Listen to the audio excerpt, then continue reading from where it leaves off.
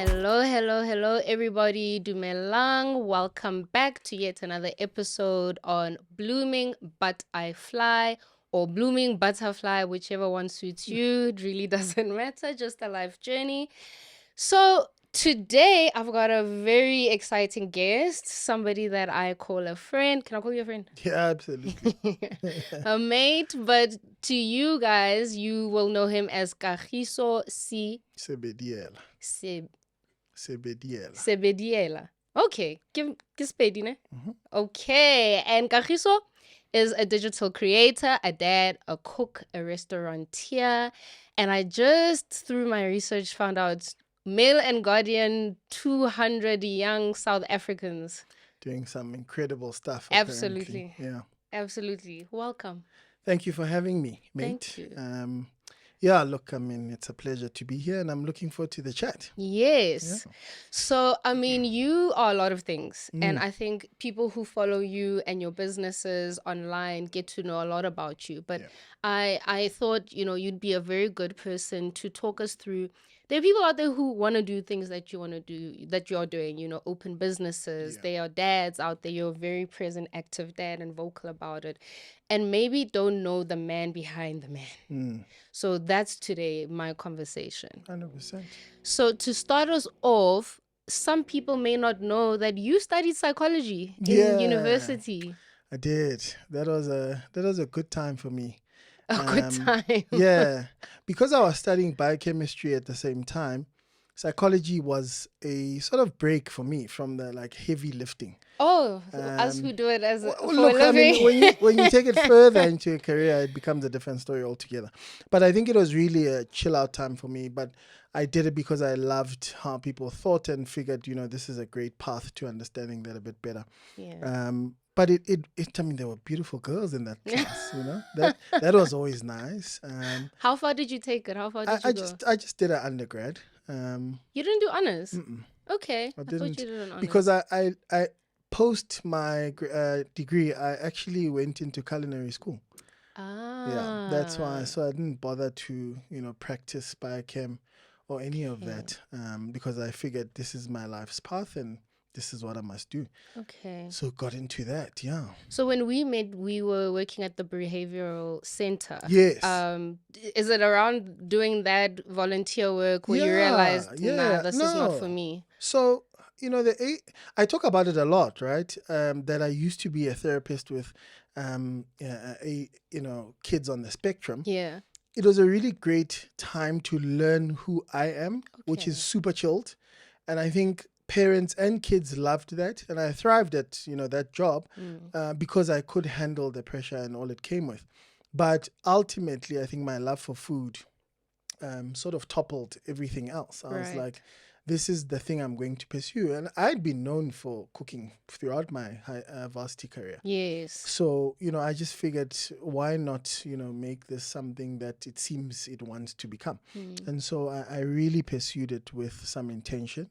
And that was me trying to understand how that industry works, meeting the right people, but also gaining the skills. Because it's Right. one thing to call yourself a chef when you're not, and it's another to go around saying I'm a cook. Yeah. Yeah.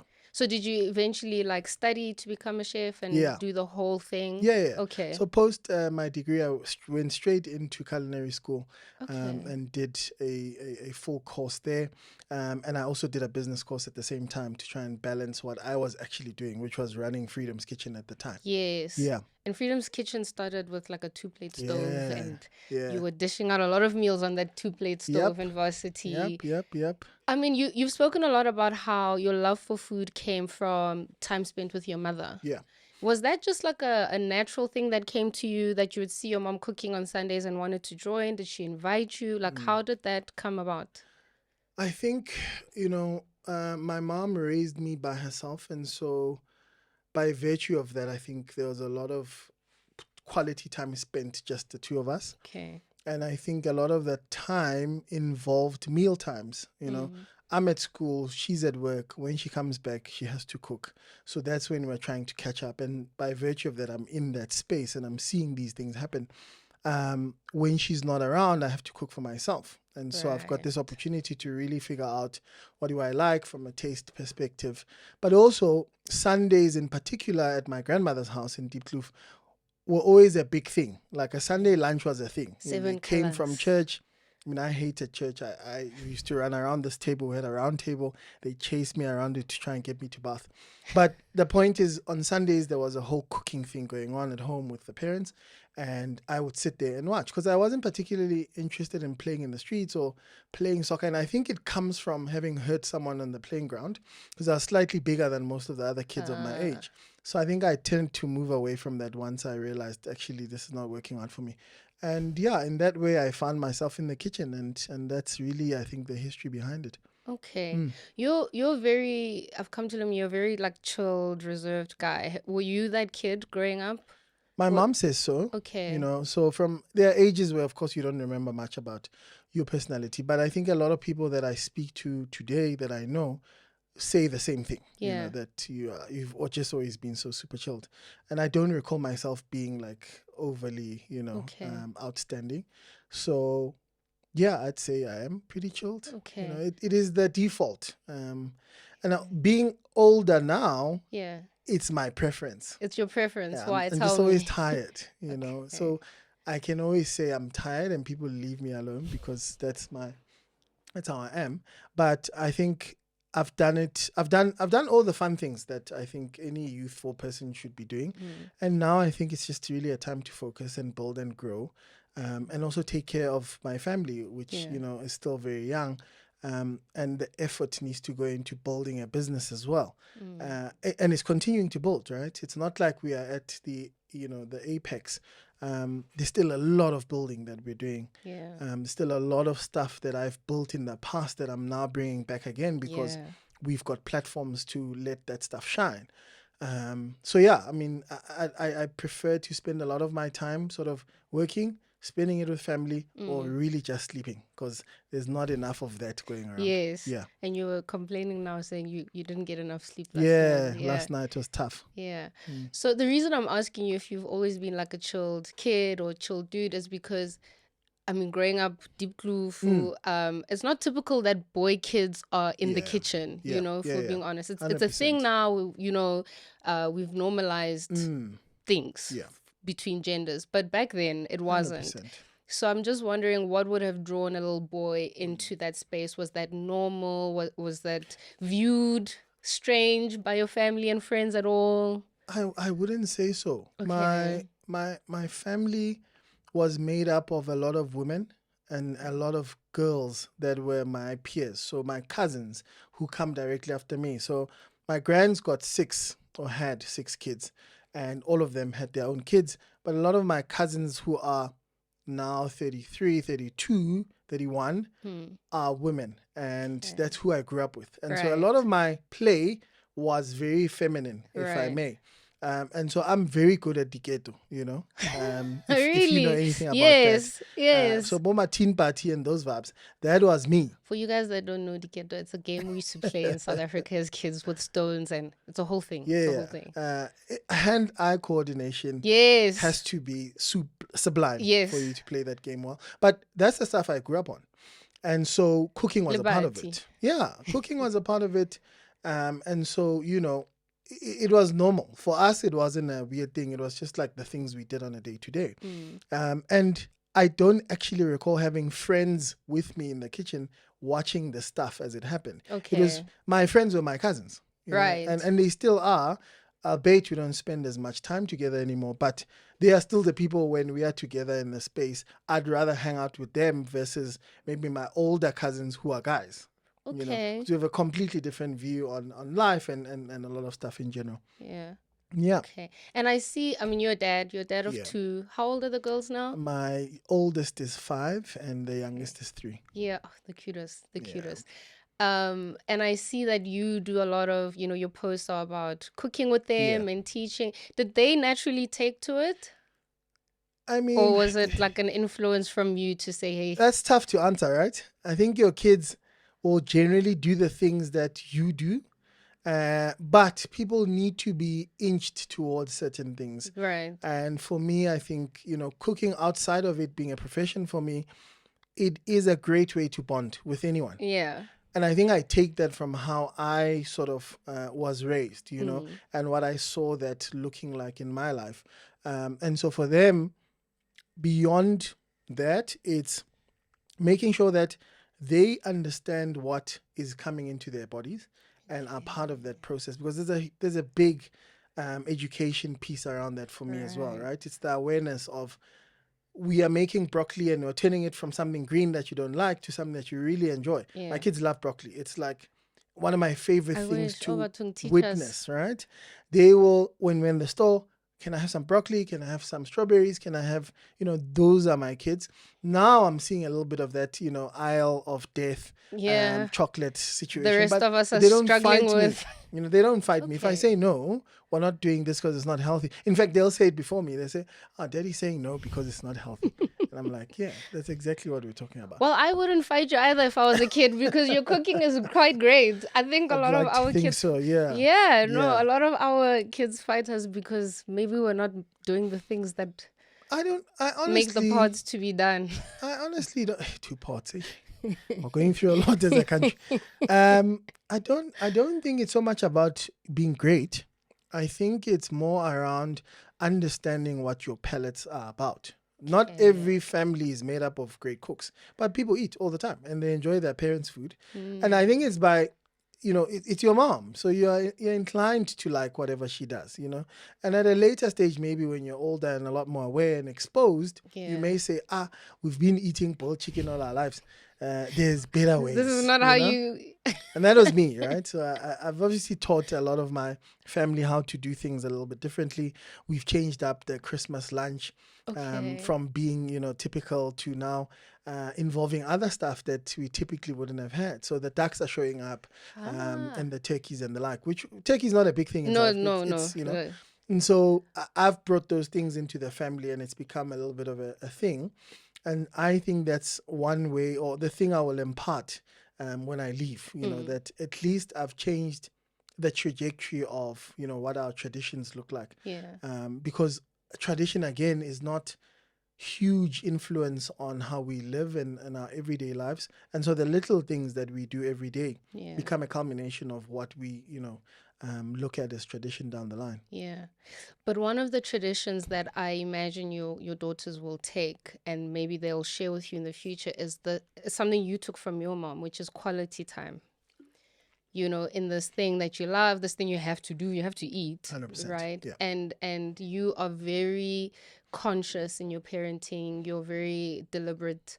And I imagine then, the culture in your home will be quality time together. Yeah, I mean, for me, I think there's a divine balance. The work-life balance thing doesn't exist in my view, right? What I try and do is bring my life into my work and vice versa, right?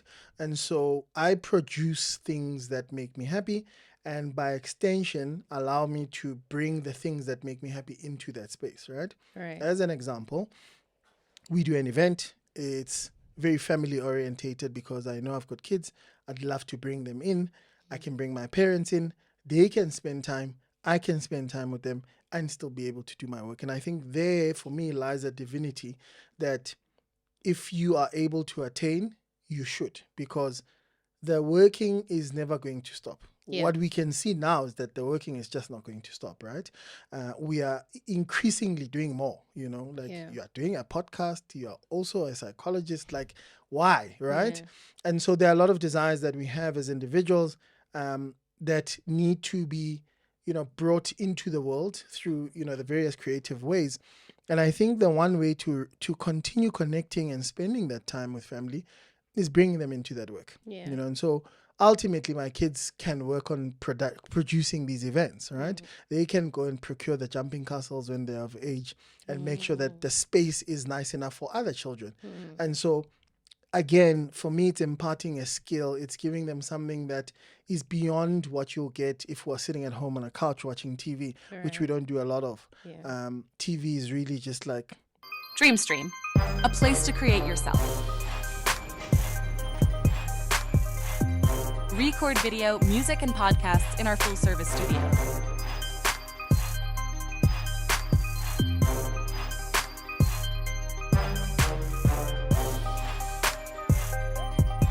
record video, music, and podcasts in our full-service studio.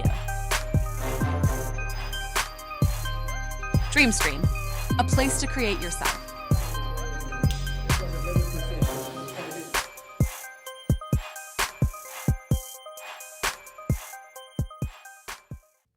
20 minutes as a bribe for getting the day and the evening done, you know. Right. And look, there's a lot going on in our family, you know, sort of space now, in the sense that myself and the mom have parted ways, and so we do a split sort of taking care of the kids thing, where Okay. 1 week I've got them and the other week she does. So there's that that we are still adapting to, you Yeah. know. The eldest has just started school, so she started like grade R like 4 weeks ago. Yeah. So that's been quite a transition as well. So there's a lot of stuff going on, but I think, to your point, quality time for me has to be there regardless of what's going on in my life. Okay. Yeah. Okay. So, I mean, parents like to lie and say they don't have favorites. I have one, you have two. So maybe you can tell, who is the better cook? Who do you see taking this thing one day?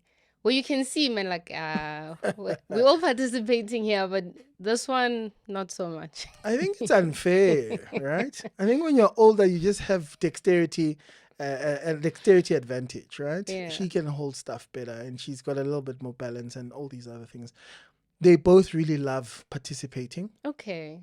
In fact, you know, Nala, who's the youngest, will cry if we don't give her, you know, as much attention. Obviously, her sister can Yes. carry stuff a bit more. Yeah. She's stable and all of Yeah. these other things, and she's learned to be a bit more cautious. And so what I'm trying to do is get the older one to pass off the easier work onto the younger one, so okay. that you've got this chain of sort of command, Yeah. which is essentially what happens in any kitchen.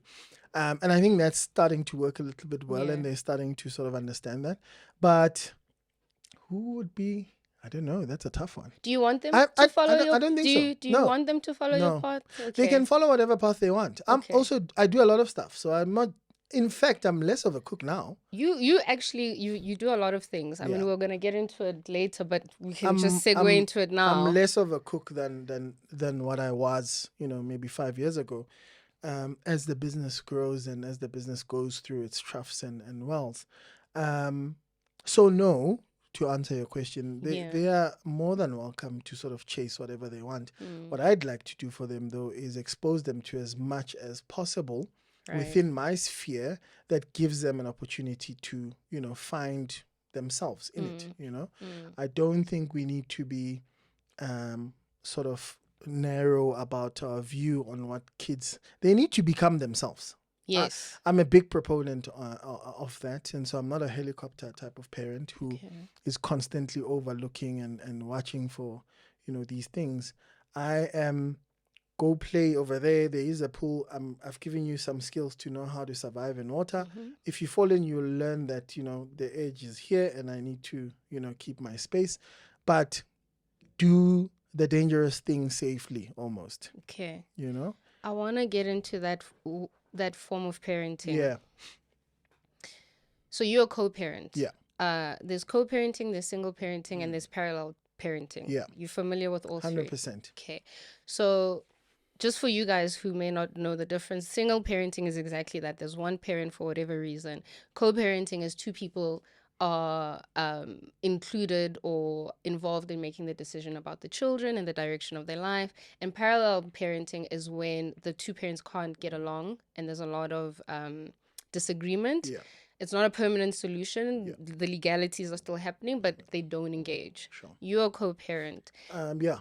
More co-parenting, but, you know, it's got its parallel days. It's got its parallel days. Yeah. Well, talk me through that. What do you mean by that? Look, I think naturally, you know, as people who've been in a relationship, there's always a person on either side that feels some type of way. Right. And there's working that out, you know. Then there's, you know, women, by virtue of being women, carry a lot of the burden of child rearing, right? I've done my part to try and balance that scale. It's very difficult, right? There's the sort of connection you could never have with children as a father that a mother will always have, right? Can you go into that? I will. I don't give birth to the child. Right. So by the time the child is 9 months old, even if I'm there speaking to the child throughout that period, sort of getting them to recognize my voice and singing to them and doing all these things, the amount of time spent is not the same. Yeah. And by that virtue alone, the bond between the mother and the child is something that I could never compete against, right? Just at that level. When they are born, we are black, and so there are certain things as well, right? The mother will leave, or the mother of the mother will come into the space and also assist, and so that leaves little room for you as the father to play your role and figure it out, much as the mother is, right? Yeah. First time mothers just don't know what they're doing as much as, but they've got a lot more support. Okay. Right? Because they've got a mother who will come in. And mind you, we are dealing with generational issues here. So I am the father who is going to be very involved in my children's kids' lives. Yeah. Right? And be able to guide them through certain things in as much as I could do that for the father of those kids. Right? So I'll support him as the partner of my child, or whatever the case is. My father isn't doing as much. Right? He's not there saying, because he also doesn't have that perspective, right? He didn't do this stuff. Right. He was a typical patriarchal father who went to work, made the bread, brought it home, and that was that, right? Yeah. And so the extent of his engagements with the children was that sort of nighttime, and even then, daddy's tired, he's sitting there by himself, whatever. And so there's not a lot of that connection.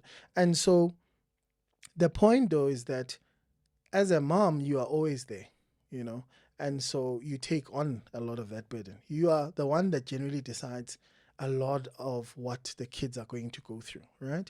And it's almost a disposition. And we can try as dad, and sometimes you are faced with resistance from the mom themselves because they perceive you to just be a father. And so your sort of role in it is also limited by that, psyche, because that's where they come from as well, right? They've been raised by a mother. The father played some role, a lot more prevalent maybe later on in their lives, but in the younger years, it's not that much. So what we are doing as new generational dads is trying to be involved at the get-go. Right. I was there cutting that umbilical cord.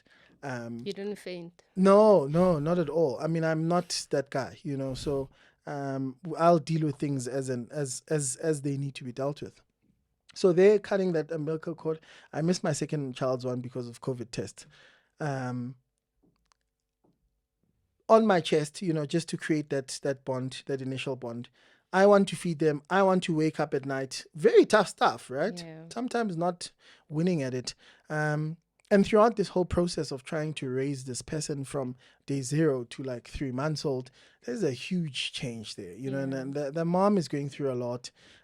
You aren't as much. Physically, you are also just fine. Right. There's a mom who's dealing with, all manner of changes in her body, right? You're recovering from all of that. And, PTSD, there's that, and you have to manage, that. But when the relationship isn't healthy, there's also another dynamic. Right. In that, whilst trying to raise this child and recover, you're also going through this relationship that's kind of weird. And so there's a lot going on. And again, at some point, you are out of this sort of space, and you can't do a back and forth with a 1-month-old. It's just not possible, you know. It is possible. It's maybe not preferable. And I think as a parent, or as my ex-partner, she is very invested in raising her children, and so she wanted to breastfeed and do all these other things. And in as much as I would say, bring me the milk and I will, it just, I guess, never sat, well with her for whatever reasons, right? So my viewpoint is exactly that, is that even in a neutral family, or nuclear family rather, there is still a heavier burden on the mom. Fathers try. I'm in a group with 200 dads who are pro fatherhood, and it's tough. You still have to be the provider, and somehow meet. But can I challenge you there a little bit? No, 100%. we now living in a society where a lot of women are working. Yeah. So we're also providing. 100%. Right? And we also that dad at the end of the day that I just need peace of mind. Right? But the default is still to the mother. It is. Which I think is unfair, which I think we need to relook that. And I hear the intergenerational things that you're talking about. Yeah. But as the new age dads, Yeah. that you can, the fact that you can sit here in front of me and articulate it so well that you recognize the problem areas, how are we still defaulting? So I think we can never address that problem globally. It has to be between you and your partner. Right. You have to sit down with the person you are in a relationship and say, okay, now that we are expecting a child, this is even before the child comes. Yeah. I'm going to not be working for 4 months. One, to that's what you get as a mom. Yeah. I only get 2 weeks. Yeah. Right. Fine. For the first 2 weeks, I am going to be there and do everything that you require me to, whatever your arrangement becomes. But if you are married to someone or you're with someone who has not done and shown the capacity to do these things, you can't expect them to change when there's a child. That's true. That doesn't change anything. So choice of parent. Choice of parent is important. Is super critical. In my view, probably the biggest decision you have to make, right? It's for life.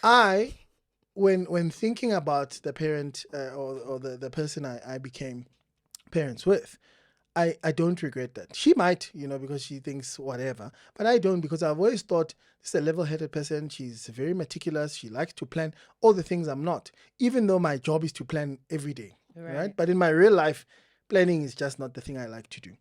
So the choice of parenting partner is, I think, at the top of the list, right? And that on its own is another issue altogether, because that's a partner that you date, right? And at the early stages, you can always tell whether someone is going to be able to do certain things. No, you can't always tell. I think you can. Let me frame it this way. Yeah.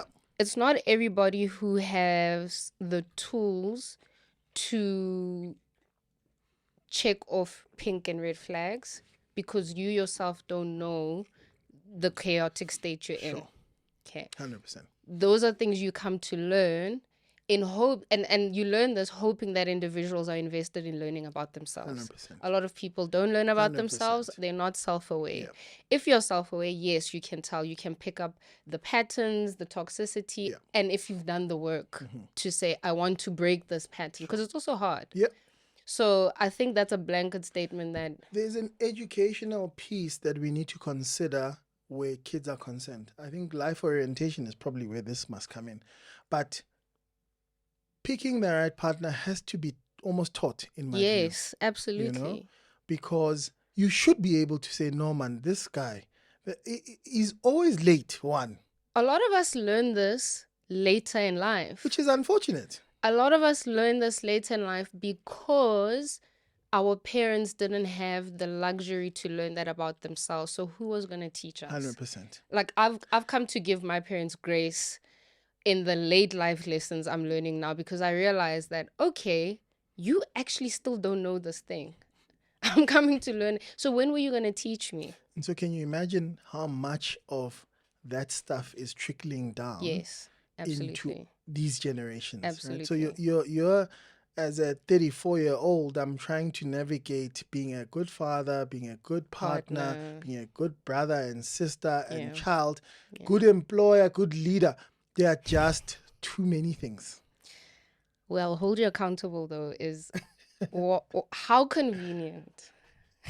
Let me not attack you so that you can come back to my podcast. You to attack me. I'm not attacking you. I'm happy to have a back and forth. But I think it's convenient. It's not a male or female. It's not. It's a human thing. I only speak from a perspective. I think it's convenient where, as human beings, we find the deficit lying. And women do it also. But I just think we need to sit with it a bit more and be honest and take accountability. No, I agree. It's so, you know what you said earlier? You said, I picked the mother of my child based on this. And you'll get maybe into where that came from, because you were raised by a single mom. And so I'm interested in that.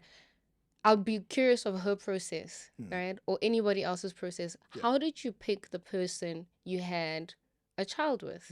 Because then it's convenient as it trickles down to this human being. Sure. and we're pointing fingers everywhere, Yeah. and it's hard. It's It hard. is. No, it's and there's no tutorial, there's no manual on Yeah. how to do it, which is why I think there should be one, right?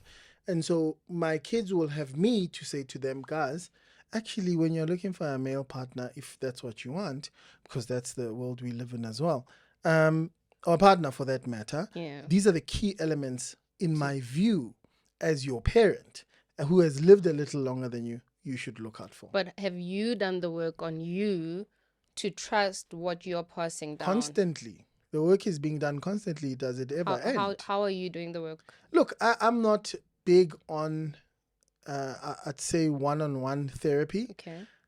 DreamStream, a place to create yourself. Record video, music, and podcasts in our full-service studio.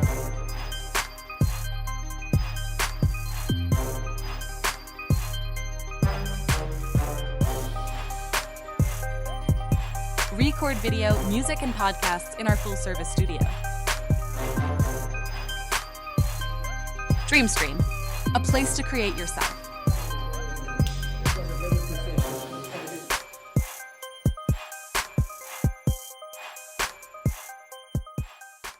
But I do a lot of the reading and I do a lot of the group activities, right? Okay.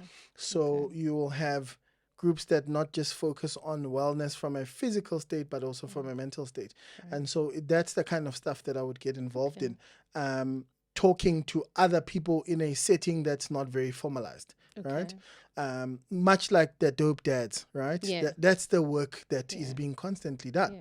In the group, the conversations are always what is going on. We're engaging so that we can help each other, so that we can celebrate each other, right? And so for me, that's everyday work. We are constantly holding each other accountable to what we believe is the standard of a good dad, Okay. right? So it's not typical. Is it only single dads there? No. Okay. It's a myriad of dads. Okay. It's married. It's Okay, lovely. unmarried. So It's different perspective. Yeah, very different perspective. Ones who are now co-parenting, ones who are parallel parenting, ones who are single parents. So there is a very great dynamic and a vast view on being a father, you know, which I really like, and I try and bring in my friends who I believe have good intentions when it comes to their children. So I can never be 100% sure that my view that I pass down to my kids is the best one, but for me, it's what I believe very truly is the correct information. Where did this way of being a dad come from, considering that you were raised by women, and was your dad absent fully? My dad completely, was absent, yeah. He Okay, was so 4 years old, I think. He started kind of not showing up, and Okay. yeah. So where did this come from you? Because, there's a lot of black men, or just men in general, who aren't fathered and go on to repeat the Yeah. cycle. But you seem to, be taking a different direction. I think I've had my fair share of not being a great human, Yeah. and I think I've learned from a lot of that. And I don't like hurting people. That's not my sort of default, right? I think when people get hurt in situations, it's because we are not being honest with ourselves. And I've had to get to a point where I'm being very honest, and a lot of the time it's not heard in the way that you're trying to deliver it. And because people aren't used to it, it comes across as being very malicious, if I may. And I think, we tend to waste a lot of our time and other people's time by dating frivolously, and not having completed the healing of past relationships. I had a lot of that, right, which was not great. And so looking back, I'm very clear today what I'm trying to do in the relationship that I'm in. All right. But when I think about why or how I became this type of dad, a lot of it has to do with how I was raised, right? I appreciate what my mother was able to instill in me. And that is like making me very domesticated. Like I'm a super domesticated guy, right? Being able to cook is just like right at the top. But I will clean a your nails house are done upside even- down. Yeah, I mean, I you're think you very- just need to be well. Also, the industry I work in is very, people are very sensitive. I'm touching people's food. I'm in their faces. I have to look a particular way. I care about how I look, which I think is very important. And I think I was raised to care about how I look, right? Not only physically, because I don't care about clothes and things, but just like, am I well presented in front of the people that I'm talking to or I'm addressing? And so that has trickled into how I'd like to raise my kids. The growing up with women is a big part of it. It's soft. They, in as much as they did a lot of the rearing, I was involved in a lot of it as well. And so if you come to my restaurant, my aunt's ginger beer recipe lives Is it there, because that's one thing that I really took from her, and everyone celebrates it. Whenever we have a family thing, we know that, Mamkhulu, tlaba entse kgemere, and you know what I mean? And that stuff continues to live with you. And it manifests in different ways. Because for me, that's love, right? That's really what it looks like. And so over the years, and as I got exposed to different people, which I think is a big part of why, men in townships in particular don't ever get out of particular cycles. There's there's a deficiency in exposure to the right people, or to at least people that think differently. And I think it's one thing to right people is a very touchy word, but people who think differently is very important. Your circle and your network, really does become a big part of who you become, right? And so I spent a lot of my time, or spend a lot of my time now even, with people I admire, people I believe are doing really great stuff with their families, not just with work, because that's secondary, and that's, there's a lot of variables there. But how they treat their kids, for me, is like very important, And I love my children, and I think that's neither here nor there. But I care so much about what they will become and how they will become. And that is part of my legacy, right? Not just the business, but the kind of people I leave in this world are a true reflection of, who I am, And I find that today I have a lot of friends. I don't sit weekends with friends. I'm spending a lot of my time with business associates, and I'm spending it with the people that I care to spend time with, right?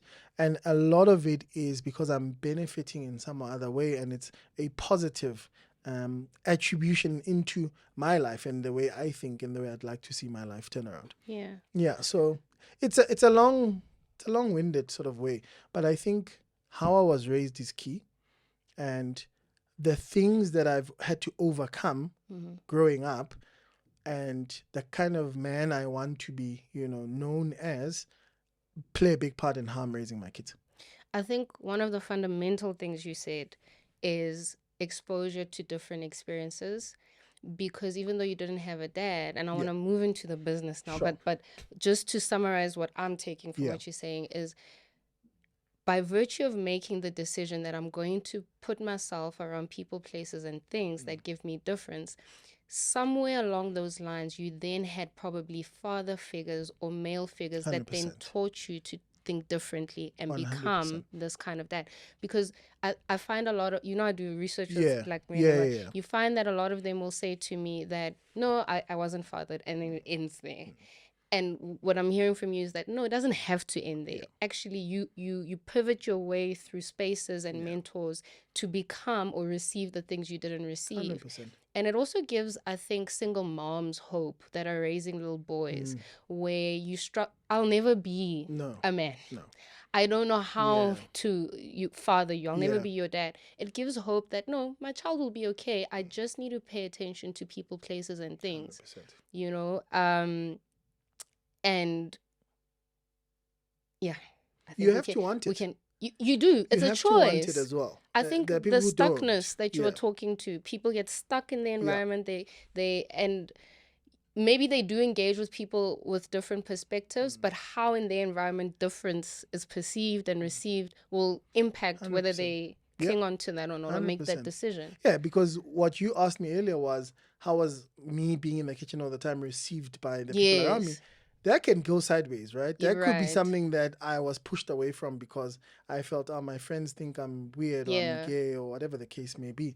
Because But you're very you have healthy well, I perceive you I'd to have like to think so. healthy masculinity. Yeah. It's there, and you would imagine that in that environment full of women, that sometimes It doesn't does. It kind of slips translate. out. Yeah. Yeah, No, yeah. 100%. I think I've got a great uncle. I spent a lot of my younger years with him, and I think he's a great man. You know, my stepdad is also just like a really good. He's good to my mom, which is like I think very That's important. phenomenal. And he's just a good man, you know. And I think that is something that I've taken from him. And then there's a whole bunch of like sponsors and mentors in my life that Yeah. have contributed a lot to, you know, how I view fatherhood. But I've always thought to myself, I can't bring a child into this world and not do my part. A lot of people think that, but their part is where we would maybe Yeah. have the problem. No, Like no, 100%. a lot of, and it's not just men. Like probably women think they're doing their part, Yeah. but if we had to then speak as parents, like what we expected that Mm, part to be, mm. I think That is is where, it's a big pot. yeah, that's where, Yeah, yeah, you Look, know, there's a lot of stuff involved there, right? Yeah. There's an obvious financial one. There's obviously emotional, Yeah. physical being there, and then there's the other stuff when the kids are not around. You know, it's a lot of work. There's a lot of your own stuff. Yeah. It's quite a lot, but you, like I'm saying, you have to want it. You have to want to be a part of it. You wanna, you know, Yeah. experience it. And social media is great now because there's a lot of fatherhood stuff that is Yes. being flooded into that space. And so I'd like to think that people see that stuff and get inspired. I still find that there's more women who comment and engage on content that's produced by fathers for, you know, their platforms. So turning that around in my next couple of years might be the thing I focus on, is to find men who we can speak to, because ultimately that's who we're trying to influence. Yeah. Let's pivot. Sure. Let's go to the other part of Yeah. I would say maybe, you know, the part that I've engaged with you the most. So you've opened multiple Freedom's Kitchen is no longer called Freedom's Kitchen. Now you're educating me off air. It's called what? So the business has pivoted. Okay. I have got into a partnership with another gentleman who is a beverage specialist. Okay. And so we now have Freedom Hospitality Group, Great. which has under it a catering division, a bar division, restaurants, and other properties. Nice. Yeah. So we went from Freedom's Kitchen on 2-plate stove, became an actual restaurant. Yeah. Then you went into Mangrove in Braamfontein. Yeah. That one was a sore one for me because I think, to my knowledge, it was the first big business you opened for yourself, and then COVID happened and all sorts of.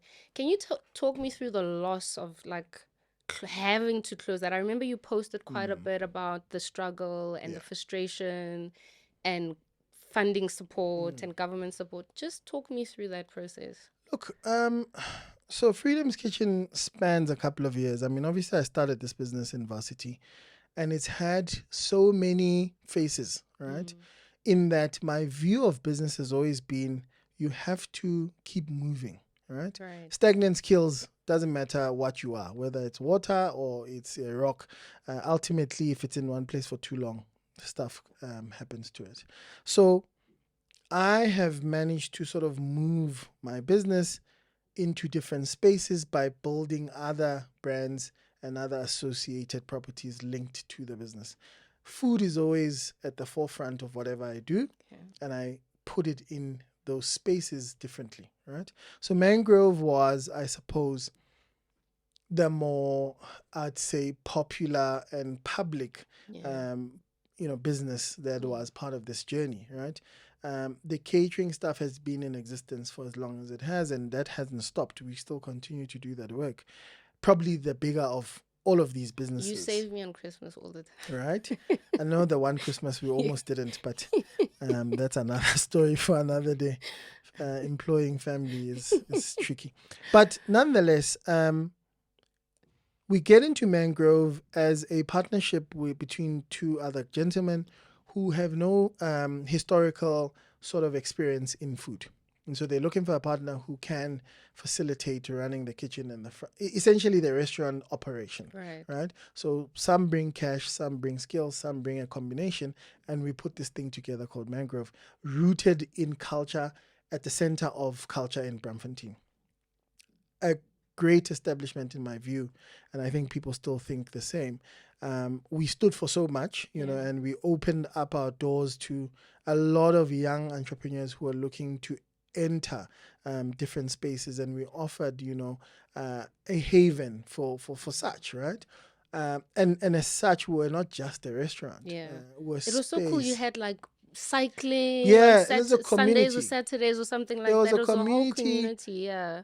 It was a community building exercise, and Yeah. that was a very key positioning of that business, is that community is the only way you're going to make this thing work, right? You have you can't have, I don't expect you to come to the restaurant every day, 7 days a week. Right. But if I can get 7 of you to come Monday, Tuesday to Sunday, we've got something, right? And so we had a movie club, we had cyclists on a Sunday, we had, they called it soapbox for songwriters, and we collaborated with a lot of guys to try and get these things going, because we're also not masters of everything, right? So we'll just do the things we're good at and let everybody else do their part. That ran for 2 years in the heart of COVID. Restaurants are really tough businesses. I would not irk anyone to go into that business. It's really tough. The margins are really thin. There's lots of theft. Unless you are there every day, which is also part of the reason why a lot of chefs and restaurateurs have a horrible family life, because you have to be in that space all the time. And when you are home, you are so tired, right? A lot of chefs eat a lot of nonsense. They really don't eat well because there's just no time, right? These places are open, breakfast to dinner. I mean, when do you even get a chance to do anything else? So Dreamstream, a place to create yourself. Record video, music, and podcasts in our full-service studio.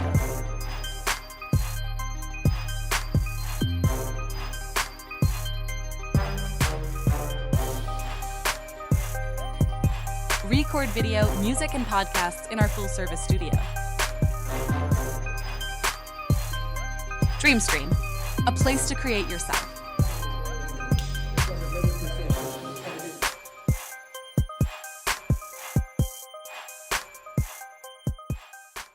I realized that a long time ago, and I figured, you know what, this is not going to be the best way to build something sustainable. So ultimately, we got out of Mangrove because of COVID and its compounding effects, right? It's still now an issue post it closing. Really? Sure. Yeah, I mean, there's a whole lot of financial imagine things so. that are tied to getting into a business, especially when there's partners as well. So anyway, get out of Mangrove and revert to what I know, which is the business that I've been running for years. But in there, we've been doing cooking classes, we've been doing offsite events, and all the stuff that I find to be quite fun. And ultimately, now we get an opportunity with the hotel group to be their food and beverage partner. Yes, it's a restaurant, but it is rooted in sustainability because it's in a hotel. So you do have almost guaranteed feet, a captured audience, and you've got the backing of a group that is been in existence. And so you can use all these tools to really build something, right? We've been open for 3-4 months now, Freedom's Kitchen in Bedford View, and it's going well. Yeah. It's been tough, and I don't want to lie. It came at the wrong time. Opportunities are always at the right time when you're ready for them, and I think I'm always ready for an opportunity. That's just how I've been. But it came at a time when we're transitioning and we're, amalgamating these two businesses, and so a lot has happened in a very short space of time. A lot of trust and friendships have, kind of broken down as well, because business will test you, right? It will take you through your paces, and it will make you, in the eyes of those who are around you, someone that you're not sometimes, right? Even though you explain things to people, sometimes they just don't want to hear it. And rightfully so. The business is your problem and not theirs.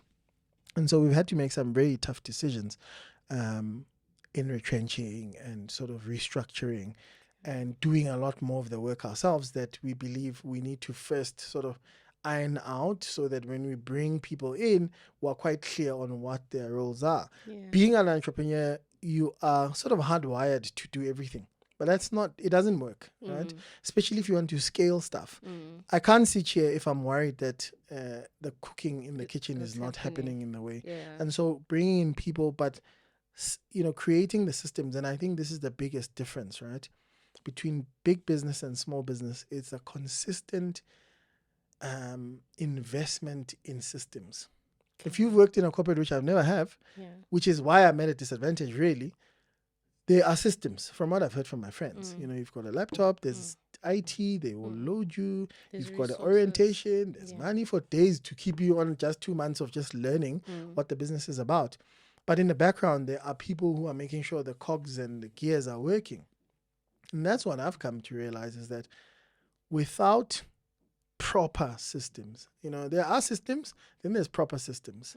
And unfortunately, these things cost money as well, right? So you Even can't the just education say, behind it. you costs can't money. just say, no, I want systems. Yeah. You pay for a good system. You pay for it to continue to be, This itself. 100%. It's a You know what I whole- mean? yeah, And so there are levels when it comes to where you are in your business and how it operates and who's answering the phone when I'm here Yeah. sitting at a podcast, and who's cooking the food, and is it up to scratch? Yeah. Is it what you know me for? Yeah. And a lot of it, you can imagine, the people I've done stuff for expect me to be there or me to have done the cooking. I was one of those people. And so at some point you need to shift Where's- that, yeah, right? yeah. Because I can't cook That's all hard. the meals. That's hard. It's really difficult. So Yeah. so it's that. It's a consistent building. And there are guys, man, I've been, the 10-year journey has been such an interesting one. There are people I've worked with who have built mega businesses at this point. And I always think back, that the reason why we are where we are is because I really love this thing that I'm doing. And I to some extent, didn't want to let go of being the person in the front. But that doesn't work for long enough, And now that I have kids, I'm just like, nah, I can't cook every meal and I can't. So I'm a little bit better, and I'm investing a lot more in the building of the systems, Yeah. and creating support for the people who work for us. And I think that's ultimately how we're going to grow this thing, right? Without that, it's just going to fail again, and failure is fine, and it happens in business. And I think you have to experience it to know. But there comes a point, and I think I've done my 10 years or my 10,000 hours, that now I know. Now you know. Yeah, I can tell you exactly what goes into what and how it should come Because I out. was going to ask, what keeps you in entrepreneurship despite all these ebbs There's and an flows and ups and insanity. insanity? There's an insanity yeah. that is yeah. linked to it. There is a But also such a passion and purpose. You're so passionate about what you do. You're so intentional. There's been a thread Yeah. in this conversation you and I having. There's a thread of being open to learn, educating yourself, being intentional, picking yourself up. You're very intentional. yeah. And you're very business minded. I think that's why you went in a corporate. Yeah. I think that's why you didn't go into 100%. psychology. That like things that would narrow you down. Yeah. You're not that guy. You 100%. don't sound like that guy. There's a girl that I dated for a very short time, and when we parted ways, she said, "You are going to be great only if you are intentional." That was a parting shot on a rooftop somewhere really nice. This was her dumping you. Yeah, no, I don't know what she dumping me. You weren't being intentional at that point. No, so you know what? We never got into it intentionally. And I think To that's begin where, with. yeah, that's where these things become a little bit tricky, because now you realize, oh, I'm a little older and I'd like to have something more, whatever. But anyway, Yeah. that was, and that's the thing, right? It's like, I almost want to say, when you start dating, you just kind of have to be very clear on what you're looking for. But that's so difficult because you don't know. Anyway. Oh, you do know, but the person or the people you're talking to don't want what you want. And then it trickles to other things. Being alone until you get what you want. There's so much. And the difficulty of that. Yes. And the conversations you have to deal with there. Yes. Anyway. There's a lot going on there. But, I took those words. They sat with me quite heavy. And I always thought, no, I'm very intentional, because here I am. I have been running this business for so long. I am very clear about what I want to do with it. But that was that. It was the business. The business of things, Mm. yes, very intentional. But when it came to other stuff, not so much.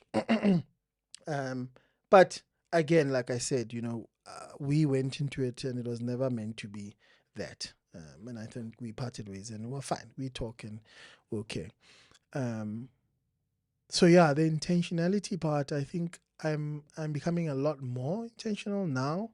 And I think it's important because ultimately, if you are not, it shows. Yeah. And it shows to people that are open to giving you opportunities, but no one wants to give an opportunity to someone who they're not sure about. I have a track record. If anyone asks, I have a track record. It's plain and clear and simple to see to Right. anyone, whether it's about fatherhood, whether it's about business. Right. Everyone knows Ooh, I that's do food important. and I do Track fatherhood. record. That is very important. Anyone who cares looks at that stuff. Right. Whether you've got a master's or whatever, isn't as important as whether you've actually done the work, And how which you I show guess up. it brings us back to that, Yeah. right? So mine is clear. It doesn't matter what I get into. This is what I do.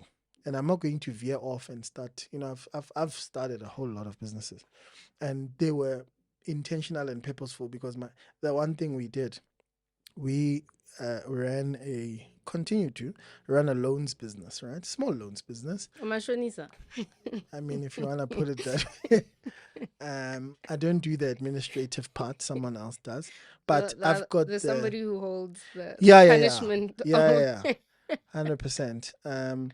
But that business was because I had a lot of friends, because you go through times when you're making some money in business, then you go through times when you're not.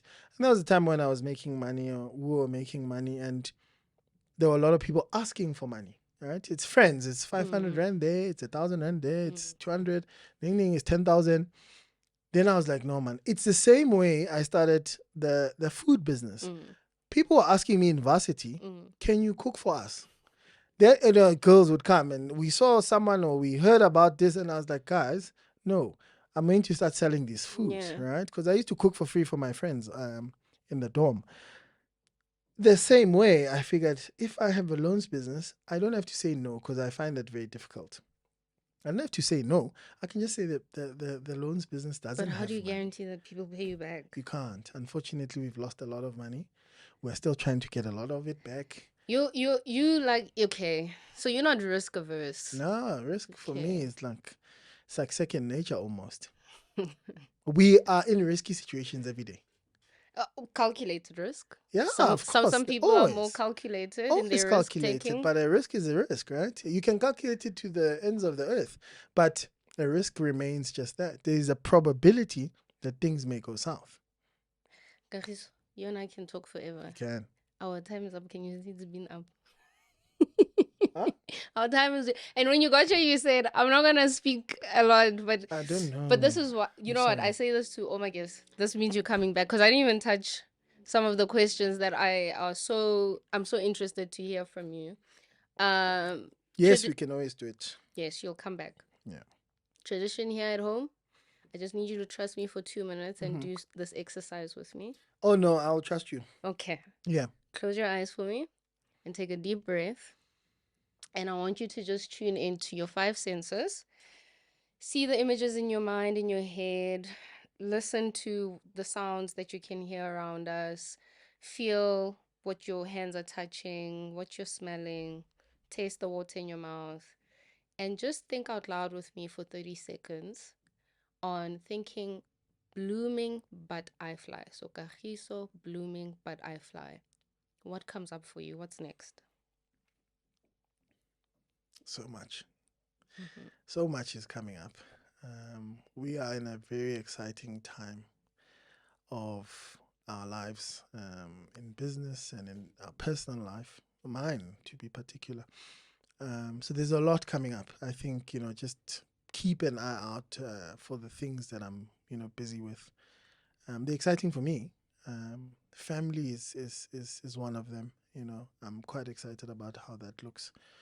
I've very much pivoted from my previous ideas on certain matters, and so that's quite exciting. But yeah, I'm quite excited about business and family and how that's going to bloom. Okay. Thank you. Thank you so much. Pleasure. It's been such a pleasure Yeah, this is getting to good. know so many different parts of you, and just for your time. And, I think a lot of us will learn a lot from you just watching back on this episode. Thank you for Thank tuning you. in. Yeah. Yeah. Thank you for tuning in. I'll see you guys next time. Engage in the comments. Let us know. Give us feedback. And see you next time. Cheerio.